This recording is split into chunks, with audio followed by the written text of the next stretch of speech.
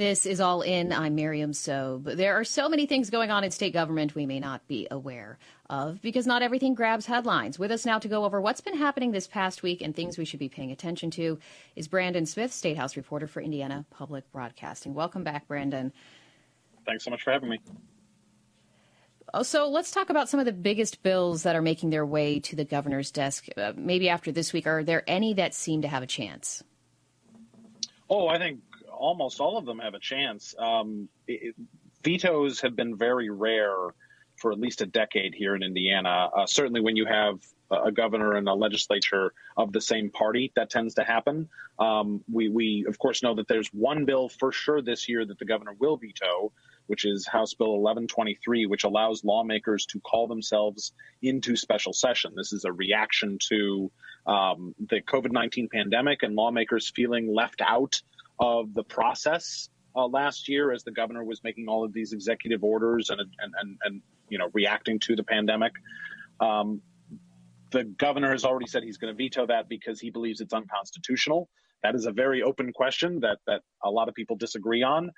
Beyond that, I'm not sure there's anything that I would say is headed for a veto. So generally speaking, when you see a bill being sent to the governor, it's going to get signed into law. Mm-hmm. And what are some of those big bills? You mentioned this thing for lawmakers. Is there anything else that's pretty big? Yeah, there's been several bills this session that are really reacting to things that happened last year. Obviously, a lot of the COVID-19 pandemic, whether directly or indirectly, has affected what lawmakers are doing. And there's a couple of them that go to that this year. So, for instance, one that's headed to the governor's desk this week gets into that whole idea of the things that Governor Holcomb did last year through executive order. So early in the pandemic, when he issued his stay-at-home order and restricted gatherings to no more than 10 people, social distancing, mask wearing, all of that, he applied those at the very beginning, at least, to churches as well as almost everybody else except for essential businesses. A lot of lawmakers were very, very, very unhappy about that. And there's been legislation steadily moving through the General Assembly this session and now is headed to the governor's desk that would bar the governor or any local government from ever again in a public emergency restricting the right of worship. So what lawmakers have said that means is the literal worship services. So you can't stop people from going to church in whatever numbers, social distancing be damned, that they want. It also says other religious activities. So basically anything that isn't the worship service. So if you run if a religious institution runs a daycare or a food pantry or whatever it is that isn't the worship service, they could not be restricted by the governor or local government any more than you restrict essential services. So if Walmart is open, the church is open for all of their activities too. But if you impose a gathering limit of 25% capacity on Walmart, that 25% capacity would apply to what the church is doing other than worship services. So that's headed to the governor this week. Another bill headed to the governor that's attracted quite a bit of attention is a bill that requires local governments to prioritize protecting monuments, statues, memorials, and other commemorative property, religious, public, and private. And it says if local governments don't prioritize that, they could lose out on some state funding that the state government sends to local governments. It also says that the state police have to prioritize investigating anyone who damages, defaces, vandalizes, destroys monuments, statues, etc. This is a reaction to something that happened last year, not COVID-19, but of course the Black Lives Matter protests that we saw around the country and here in Indiana. Now, what opponents of this bill say is, what does prioritize mean? Are you prioritizing investigating some kid spray painting a statue over rape and murder? And what authors of the bill and supporters of the bill say is, well, we didn't say what prioritize means. It just has to be a priority, not the top priority, which to me undercuts the actual bill, but I'm not a lawyer, I'm not a legislator. So that one's been attracting some attention for perhaps not positive reasons across the board.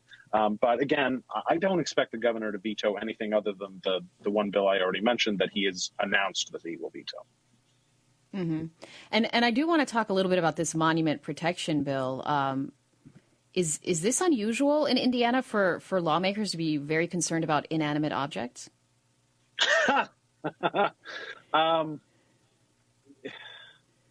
This is obvious. I mean, one lawmaker, Democratic Representative Ed Delaney, who was speaking on the floor about the bill this week, in opposition to it, I should stress, said that this is a message bill, that they're just trying to send a message and using state law to do it.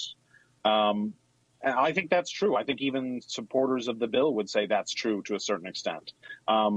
Originally, the bill didn't include like a lot of this language about you have to do this, you have to do that. It was just a policy statement. It was, we believe that prioritizing protection of monuments, et cetera, should be the policy of, et cetera, et cetera. So, yeah, I think they're trying to send a message with this one. The question is, will it ever be used?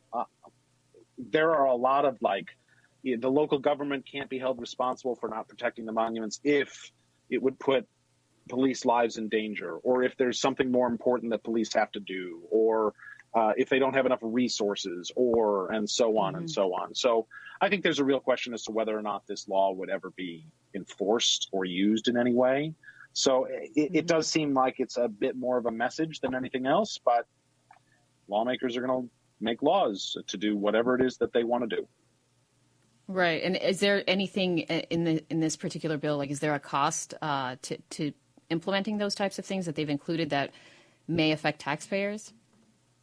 Well, I mean, it would certainly affect taxpayers if they use the law to cut off funding to local governments. I mean, it's not entirely clear who decides that a local government didn't adequately protect a monument. It's not clear who decides that, how it's decided, and then it's not exactly clear how a state agency would go about deciding what to withhold and how much of it. There are some parameters around what they can withhold. It can't be any funding. Like, for instance, there's a lot of funding that flows from the state to local governments. The gas tax, for instance, is collected at the state level, but a lot of it goes on to local governments to take roads and such. That wouldn't be affected by this because of the way the bill is worded, things like that. But there are grant programs. There's a lot of money that goes to police departments across the state.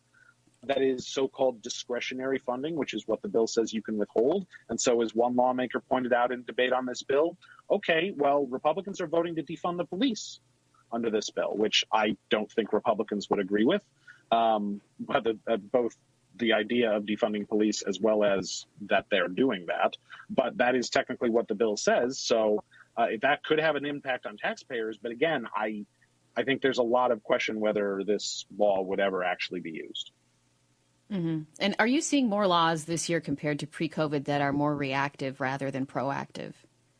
No, there's always bills like this. We're seeing perhaps more of them this year only because there's so much more to react to. And we're seeing there are other bills, for instance, that were sort of targeting reactive bills, targeting things that happened over the last year or two that haven't advanced through the process. There's a bill about the state basically taking over a local prosecutor's office if they decide not to charge certain crimes. And that's very reactive, principally to something the Marion County Prosecutor's Office announced a couple years ago about no longer prosecuting low-level, simple possession of marijuana. But that didn't make it through the House, so that bill is almost certainly dead now. But there's so much to react to with COVID on a lot of different scales. And some of it is what I think everybody agrees is very positive. Some of it is a little more divisive. For instance, a positive one is telehealth, which is on a fast track to the governor's office, to the governor's desk for his signature. The governor during the pandemic, through executive order, expanded telehealth in Indiana dramatically to a lot more services because obviously that was going to be the best thing for people who didn't want to go to the doctor in person during this pandemic. Now they want to put that in state law. That's reactive, certainly, but everybody loves that idea. It clearly worked in the pandemic. It can clearly work going forward, even out of the pandemic. So, yeah, there's always reactive things like this. There's some lawmakers who want to get attention for reacting to something they saw in the news and they were very upset about. But sometimes they make it through, sometimes they don't. This one made it through. And what about this 2-year state budget proposal from I believe it's the Senate Republicans? Yeah, that was the latest step in the budget process. Now, both chambers, the Senate and the House, will finalize the budget over the next couple of weeks before they leave for the session for this year. A couple of the biggest things that the Senate Republican budget did: one, they did not spend nearly as much money in education funding. And it's important to note, education funding, K-12 education funding, makes up 50% of the $36 billion state budget. So it's by far the biggest piece of the pie. They spent a little more on kids in poverty and a little less on expanding private school vouchers than the House Republican budget did. Now, House Republicans believe very strongly in expanding vouchers as much as they expanded them. And so that'll be an interesting fight we watch play out over the next 2 weeks before we see what the final version of the budget does. The other big thing that I think the Senate Republican budget did is start to spend some of the new federal COVID-19 relief money that's coming to Indiana. There's about $3 billion the state will have to spend out of the American Rescue Plan. And lawmakers are starting to take a crack at where they think that money should go.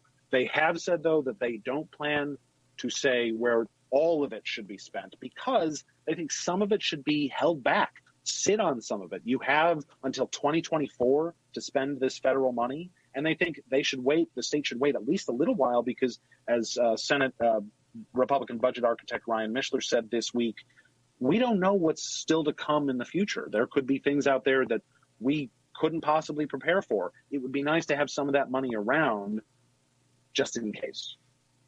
Mm-hmm. And real quick, any sense that the governor will bring back the mask mandate as cases are skyrocketing across the country? I am personally very doubtful.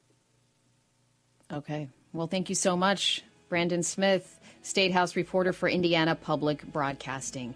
Coming up, evictions and fair housing in Indiana. Are things getting worse or better? If you have questions or comments for the show, let us know on Facebook or Twitter at All in Indiana. You can also leave us a voicemail at 866-476-3881. That's 866-476-3881. I'm Miriam Sobe. We'll be back in 90 seconds. This is All In.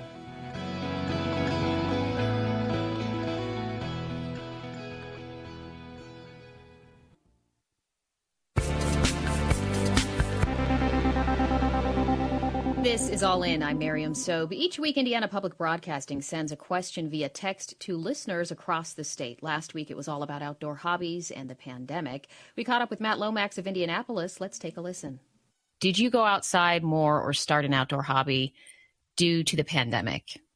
I wouldn't say I started an outdoor hobby. I would say that we accelerated, my entire family, we accelerated our outdoor hobbies. I've always been a big fan of camping, fishing, boating, things like that. And that we definitely did more of that last year and are planning to do a lot more of it this year.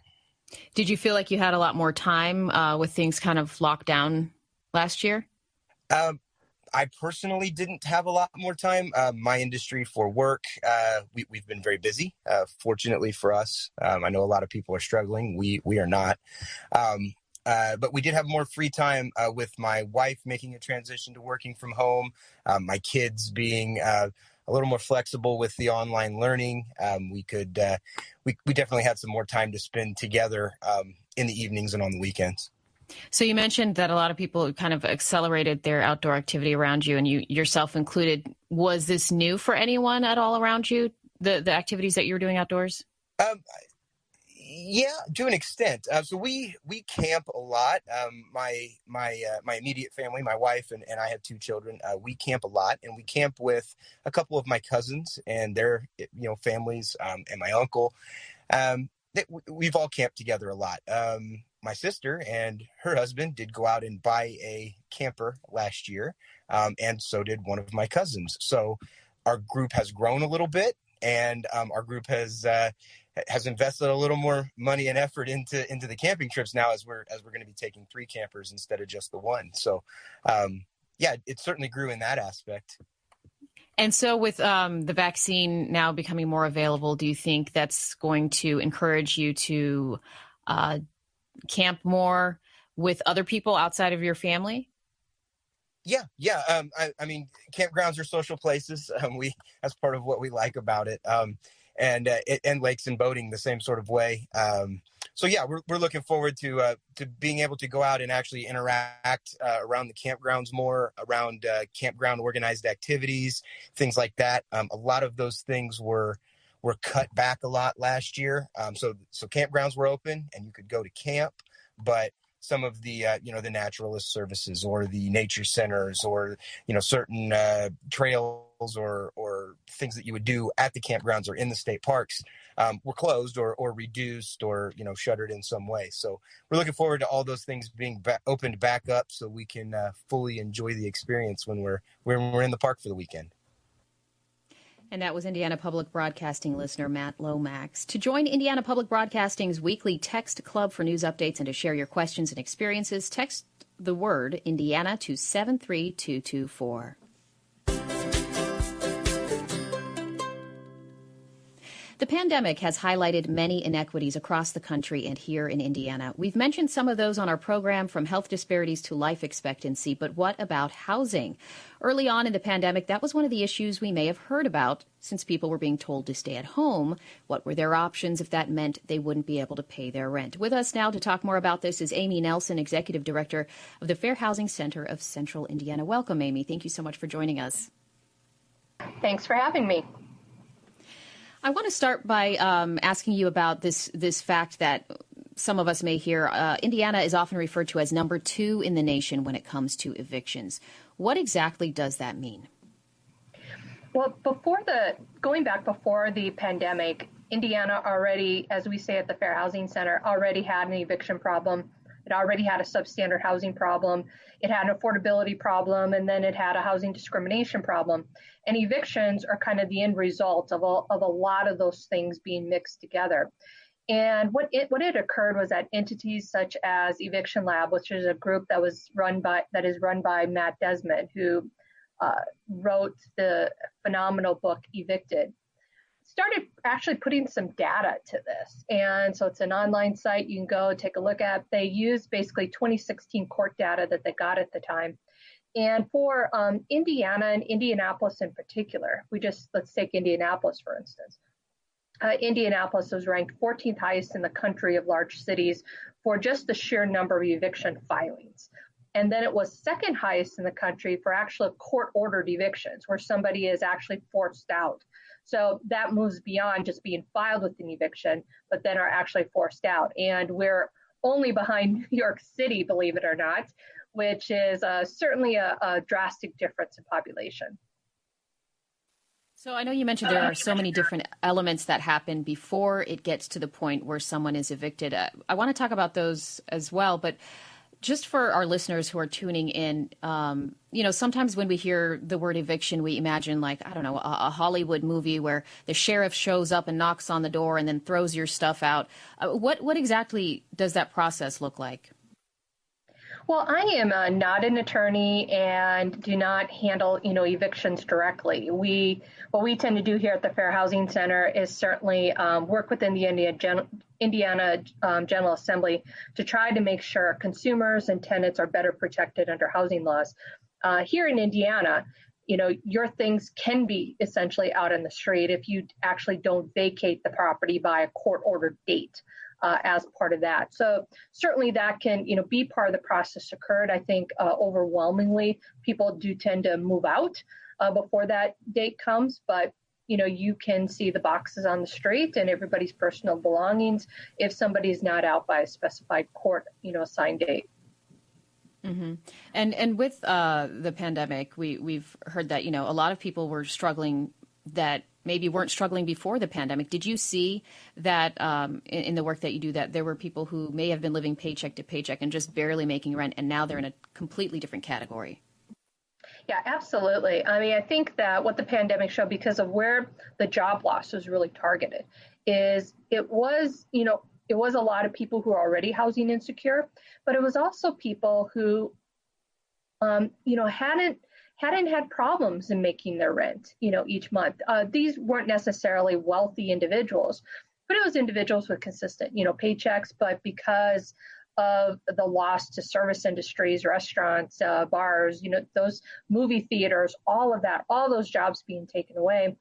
Even individuals that have had, consistent paychecks ended up struggling in this area with their loss of the job. And then how do you make rent each month when, your general housing needs haven't changed, but yet your income has changed dramatically. There's a CDC temporary order on certain types of residential evictions. I saw that on the state's website. I did reach out to the state and haven't heard back, but so I don't really know what their plans are for this. Have you heard anything on what Indiana is doing to comply with the CDC order? Well, it is a federal order, and it's essentially been extended. It was set to expire March 31st, and it's now been extended. It is the Fair Housing Center's position that although we have appreciated the CDC eviction order, because that's been the only moratorium in place since last August, essentially, but that does not end up helping that many people. You have to meet pretty stringent requirements in order to qualify under that moratorium. And then even if you qualify in your moratorium, landlord can still take you to court. It'll be up to a judge to ultimately decide if you actually qualify under that eviction moratorium to stay in your property. And then the moratorium, though, also only protects eviction due to non-payment of rent related to the COVID pandemic. Well, if your landlord now all of a sudden comes in and says, you know what, it isn't just rent payments, we think that they're violating their lease in these number of ways, things that may not have ever been brought up before, but are now being brought up. And that puts the judge in a position where they can lawfully have this eviction occur, because it isn't due then to the non-payment of rent. It's due to these other lease violations that may never have been raised before, but are being raised now. And that's interesting you're mentioning that, because I was wondering if somebody had taken, I looked at that form and it has like check this, check that, if you fit these categories, and then present this form to your landlord to show like I can't pay my rent right now. And I was wondering, would that cause retaliation from the landlord? It may. Here in Indiana, Brandon was certainly talking about everything that had been happening in the Indiana General Assembly. Well, there's been a lot of housing things happening in the Indiana General Assembly this year, one of which is the veto override of SCA 148. Here in Indiana, Brandon didn't mention, but here in Indiana, veto overrides just simply have to be, has to be 51% essentially. It's not this big barrier. And one of the things the Indiana General Assembly did was to override Governor Holcomb's veto last year of SCA 148. And then by doing that, that allows for expanded evictions, more types of evictions that will be allowed within 3 days. Again, at a time when, we already have high eviction numbers. We're trying to navigate coming out of this pandemic, getting people back to work, all of that. And then now we have this new law that most of us can't make sense of as to how far it is. Most cities are just trying to figure out now how it's going to impact their local housing code, because it is so broad and still being debated as to what changes are going to be made to it as well. And so what does it look like so far for folks who are struggling, whether it's paying rent or they're literally getting evicted? What are their resources? Well, these are really challenging times. I mean, the rental assistance programs have restarted back up. They were closed for a significant amount of time, both at the state level as well as at many city levels, including for those of us here in Indianapolis. Those have since reopened. But they have, certainly some restrictions on it. Those programs may not catch everybody up on rent. Then, you need your job to come back. Not only do you need to just get caught up, but then you need your job to, have restarted at, a pay level that you had before, that allows you then to start, repaying, your rent again.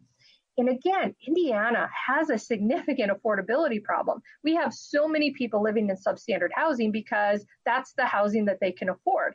And individuals under SCA 148 now cannot be retaliated against, retaliated against for simply doing things like contacting public health or contacting, legal services type agencies.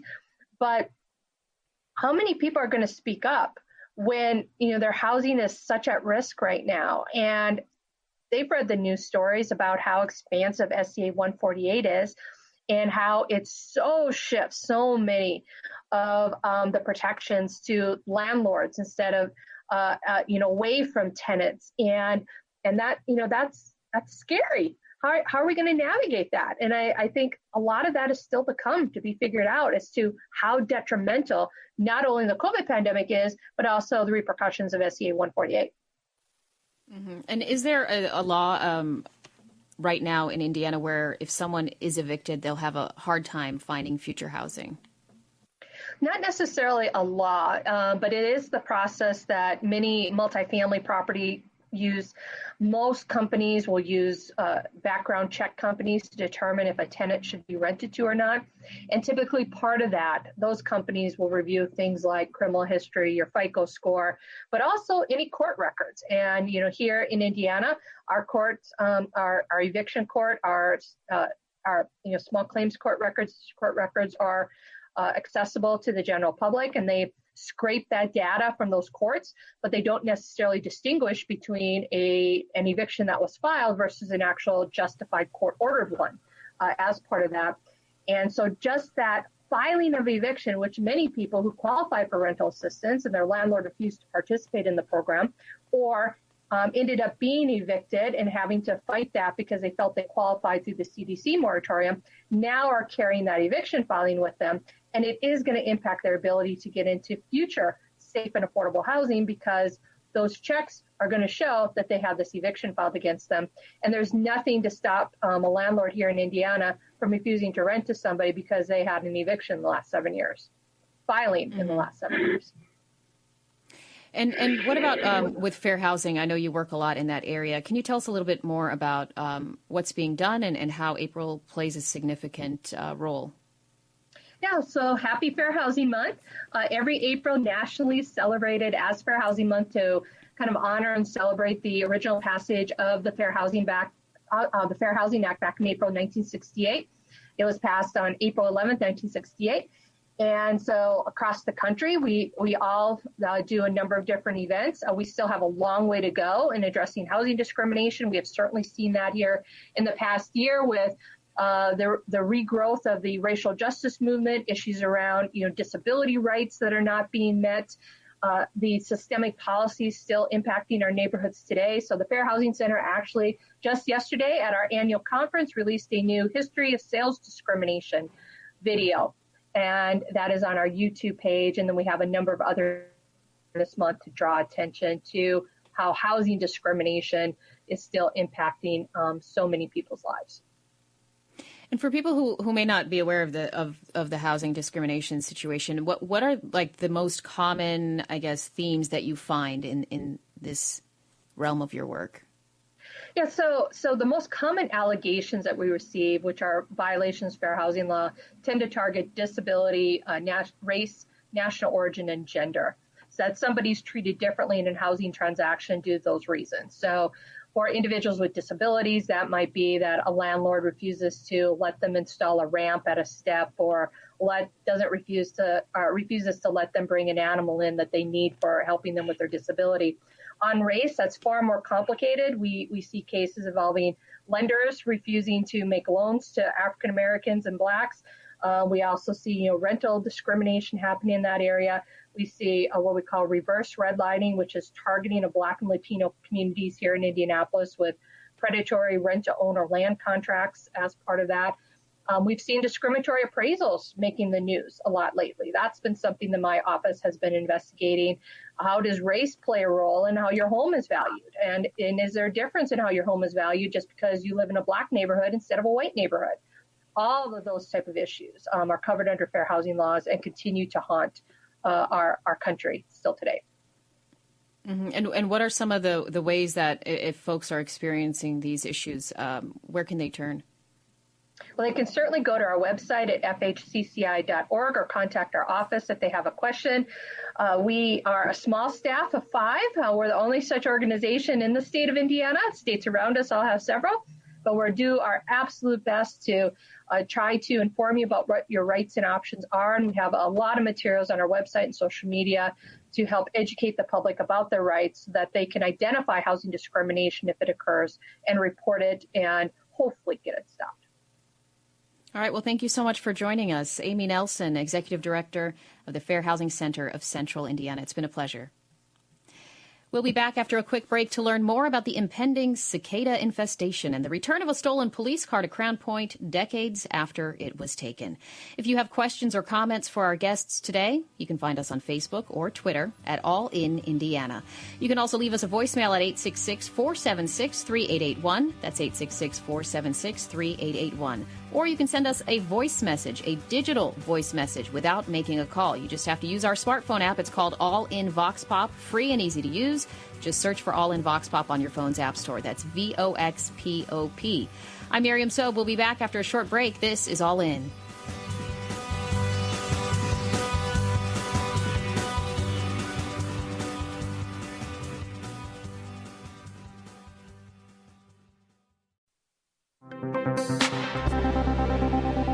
This is All In. I'm Miriam Sobe. I want to say thank you to Adam, our engineer, for playing that music. I think it really sets the tone for this segment because the cicadas are coming, or are they locusts? All I know is they're big, they're noisy, and potentially edible, and we do hear about their return every decade or so. So here to tell us more about these insects is Armin Moczek, professor of biology at Indiana University. Armin, I recently came across a story that mentioned the Blood X cicada emerging this summer, and the name sounds very sci-fi. Can you tell us about this emergence? Yeah, so thanks for having me. Brood X is a brood of cicadas that are cycling every 17 years. It is actually composed of 3 separate species, but depending on exactly where you are located geographically, you may actually just encounter one of them or 2, or maybe if you're lucky, all 3 of them. It is by far the most extreme coordinated mass emergence of cicadas in the world. And the whole thing itself is an extraordinarily rare phenomenon. There are about 3,300 described species of cicadas worldwide, but there are only a handful that undergo this mass emergence and this periodical cycling in their emergence. Brood X just simply happens to be the most extreme of them all. Okay, and I do need to clarify. I said Blood X, but it's Brood X. I guess I had a typo there. But you're saying they're the most extreme of them all. This sounds scary. What do you mean by extreme?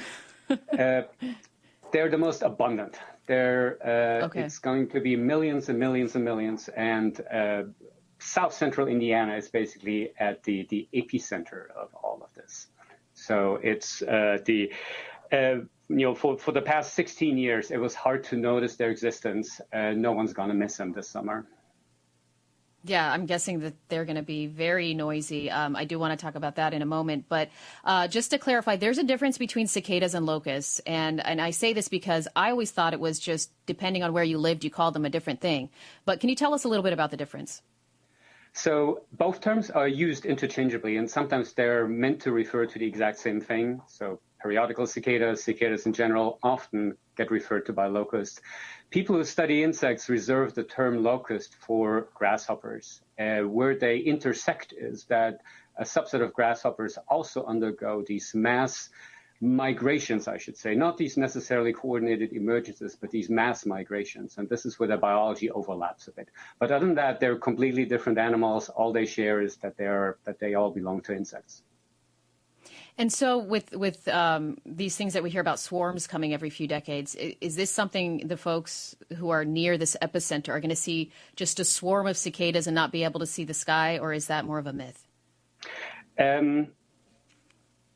Not quite like that, but close. So they will start coming out in a few weeks. It's a function of the temperature of the soil. It needs to be about 65 degrees Fahrenheit, 5 inches below for them to come out. Different soil exposures lend themselves to warming up more easily than others. So it's not going to be all at once. You may not notice them right away at the end of April. Early May, you probably will notice them. They keep coming out, and then they keep coming out, and then they build up, and then you will still see the sky. But if you're in the right place, any trees that are around your house will be full of them, and they'll all be yelling at you. And that'll go on for quite a while. And so can people eat these? You know, if there's so many and they're abundant, can we use these as a food source? Of course. And you should definitely try. But it's not commonly done. But that, too, is a bit of it depends on your cultural background. The eating of insects is actually quite common around the world. It just happens to be something that in the US is relegated to freak shows, not something we normally do. But they are a cheap source of lean, high-quality protein. And if you go through the internet, you will find lots of recipes on how to prepare them. And I'm definitely going to try them. All right. Well, you'll have to let us know how it tastes. I'm just thinking if they're a lean source of protein, you could maybe, I don't want to sound gross, but like you could grind them up and make like a protein powder or something with a natural source like that. Exactly. Okay. And that is being done commercially worldwide using crickets, which are really easy to rear. And they're produced for human consumption, but the same approach is used not quite on crickets, but on what are called black soldier flies. You will find them in your compost to produce feed for livestock. And it's a multi-billion-dollar industry already. All right, so we need to know where to invest, I guess. So when it comes to the cicadas and that noise that they make, where they're just nonstop in the evenings, is that part of the mating process? And how can we get them to be quiet? Do we throw something at the tree? Good luck. So yes, it's the males that call. They do so by contracting muscles that cause body parts to rub together, thereby producing the noise we hear. I'm fairly certain, I meant to look that up before the show, but failed, but I'm fairly certain they themselves turn their hearing off before they yell. So they can't hear themselves at the moment. They just scream at you. Well, they don't scream at you. They scream at females. And they try to attract females through their call. I don't know how much choice actually goes on in these guys. In crickets, females will evaluate males based on the quality of his call. In these guys, I have no idea whether they actually do that. But yes, it's meant to attract females. Then they mate.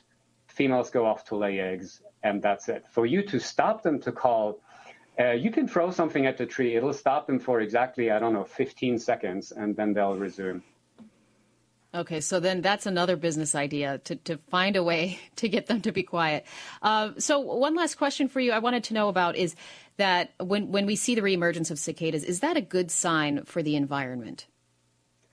I would say generally yes. So there's underground for 17 years.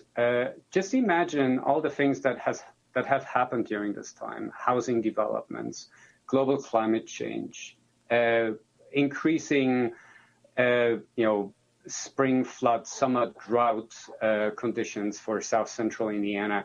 All this translates the loss of tree diversity that we have. So seeing these guys coming out period after period is a sign that they at least managed to withstand all these onslaughts. Or conversely, if they stop coming out in the numbers that we are used to, it's yet another sign that we are not taking care of the environment the way we should be. Mm-hmm. And that's what I was wondering is if scientists would be worried if this wasn't happening this summer. I would definitely be worried. Yes, absolutely. So it's one of the many things I monitor, and that if they play out normally, it gives me comfort, and if they don't, they add to my worry. All right. Well, thank you so much, Armin, for joining us. We really appreciate your insight, and if you have any recipes, please share them with us. I'd like to try a new source of protein. Thank you, Armin Moczek, professor. Thank you, professor of biology at Indiana University. If you have a question or comment, you can find us on Facebook and Twitter at All in Indiana, or you can leave us a short voicemail at 866-476-3881. Now we're going to shift to a topic that Adam Pinsker, a reporter out of WTIU WFIU, has been following for some time, and that's the history of the notorious gangster John Dillinger. I want to play Pinsker's recent piece, and then we'll talk a little bit more about it with him. Let's take a listen. In 1934, John Dillinger was one of the most wanted men in America when he broke out of the Lake County Jail in downtown Crown Point using a fake gun. He stole the sheriff's brand new Ford V8 and fled Indiana. The car was later abandoned in Chicago. It was eventually purchased by a Wisconsin man. The car was tracked down in Maine. Roger Pace helped organize the vehicle's return, complete with a parade through downtown Crown Point on Saturday. We came back the same route that where Dillinger escaped. When he escaped his jail, he went north on Main Street, turned left on 93rd. Our police procession here came on 93rd in the direct route. The car's original body, lights, and siren are still intact. Plans are being made to permanently display the vehicle somewhere in Crown Point. For Indiana Public Broadcasting, I'm Adam Pinsker. And we have Adam Pinsker with us right now. Thank you so much for joining us today. Thanks for having me, Miriam. Appreciate it. So, Adam, give us a little bit of background on who John Dillinger was and how he became one of the most wanted men in America. Well, John Dillinger is actually a native Hoosier. He was born in Indianapolis in the early part of the last century, and he got into trouble at an early age. His family moved to Mooresville, not too far away, so they could be away from, try to keep him out of the hustle and bustle of Indianapolis, but it didn't work. So he ended up eventually committed a robbery and assault, ended up doing a long stint at the Indiana State Prison where he became even more involved with some famous criminals of the time, some of the 1930s, 1920s gangsters we hear about.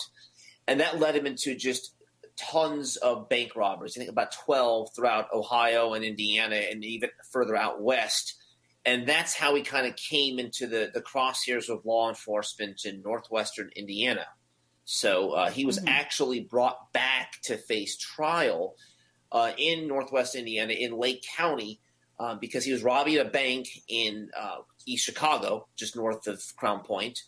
And he was attempting to escape. A police officer confronted him, shot Dillinger 3 times, but he was wearing a bulletproof vest. And in that exchange, Dillinger fired off his machine gun and unfortunately killed that police officer.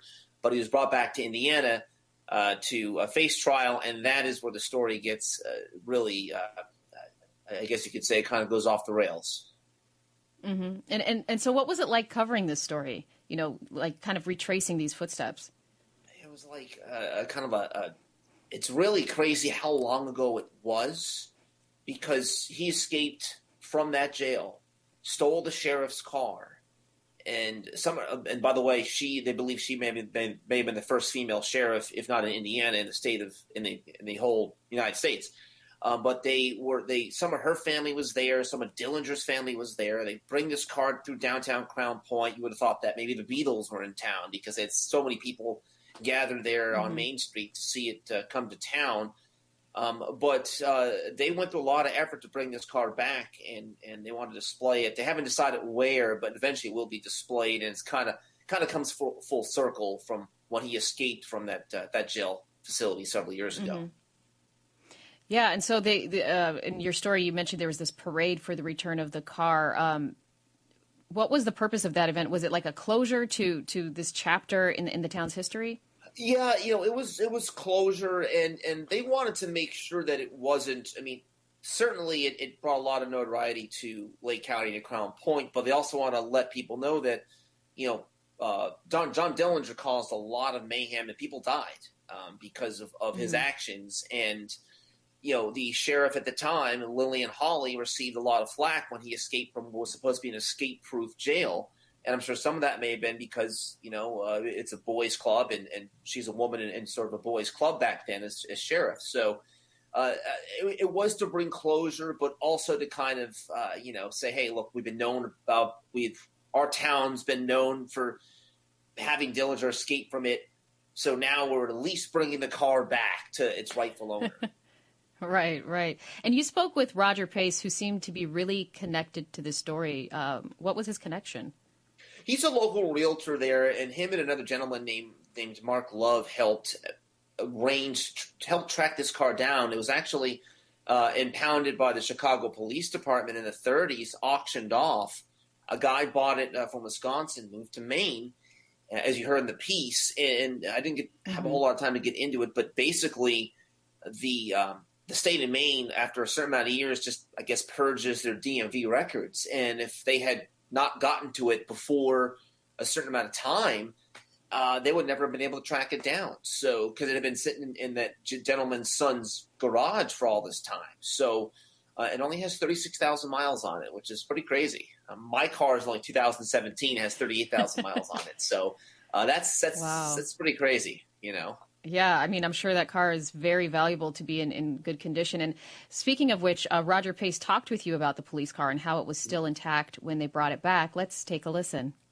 It had the original wiper blades still on the car, 87 years in the original wiper blade. It was that intact. It still has the lights, siren, the light here. It's all original to the car. Was it surprising that the car was in that good of condition? Did you get to see it? Yeah. Oh, yeah. I saw it. I looked inside, looked around it. There's a rack in the front of the vehicle. Police cars at that time would keep what they call Tommy guns. You've probably seen them. They have a little cylinder. They're high-powered. Every sheriff's office had to get one here in Indiana in the 30s because there's one down here in Monroe County because there's so much gang activity and they needed it. But so there's a holster for that in the front. The siren is actually in front of the car on the driver's side wheel well, not on top like you see nowadays. So that's just how those vehicles were constructed. And it was brand new. And it was built in 1933, so it had been in the department's care for 4 or 5 months maybe before it was stolen. So it's just really incredible they were able to restore it. Wow, that's amazing. And there's also the story of the fake wooden gun and how it helped John to escape. Roger gave you some background about that, so let's take a listen. The prevailing theory is that Dillinger's attorney, an unscrupulous attorney out of Chicago, had a Bible, and he hollowed out the form of a wooden gun and placed it in the Bible, knowing that they wouldn't look at a Bible. I guess that makes me wonder. So back then, nobody checked anything that was being sent to prisoners. Well, yeah, it does make you wonder. And also, there's another sidebar to that. There's been some reports, depends on which historian you talk to, that Dillinger's cell block was left open, and while the inmates were cleaning the area, and the jail deputy or attendant went to go get something. So that gave Dillinger a chance to get out of the hallway, and he used that gun to one by one bring jail staff back, and they didn't bother to look. I mean, they were so terrified of Dillinger that they didn't think twice when they saw him holding something that looked like a gun.